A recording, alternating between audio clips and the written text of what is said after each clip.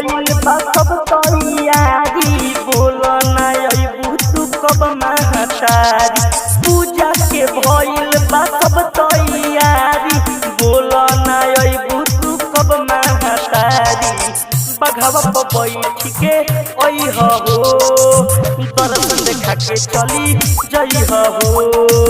बघवा पर बैठ के अइह हो दर्शन देखा के चली जइह हो दर्शन देखा के चली जइह हो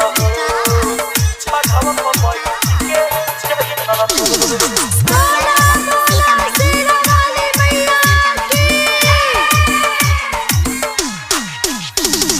गैया के गोबरा से अंगना लिपवनी सात बहिन आई साथ हो देर ना लगाई झलदी से आई कहतनी जोरी हाथ हो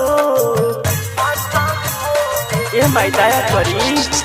गैया के गोबरा से अंगना लिपवनी सात बहिन आई साथ हो सुनिए माई देर ना लगाई कहतनी जोरी हाथ हो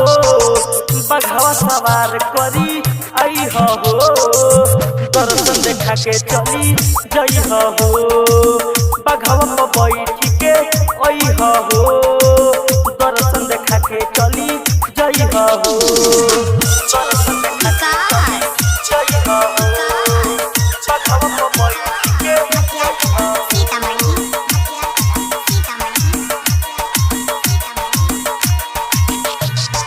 गुलशन हौल के फूल ले आइले चुनरी लाले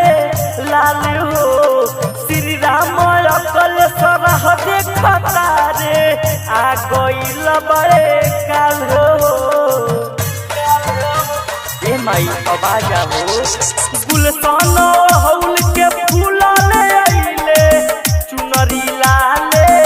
लाल हो श्री राम अकल सरह देखता रे आ गइल बड़े काल हो मनोज के घरे चली अइह हो दर्शन देखा के चली जइह हो भैरव भैया के ले अइह हो दर्शन देखा के चली जइह हो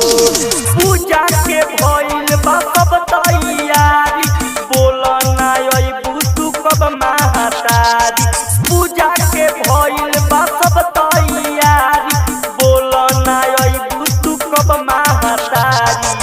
बघवा पर बैठ के अइह हो